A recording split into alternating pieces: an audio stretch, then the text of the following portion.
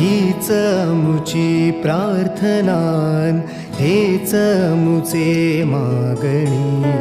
हीच मुची प्रार्थनान, हेच मुचे मागणी.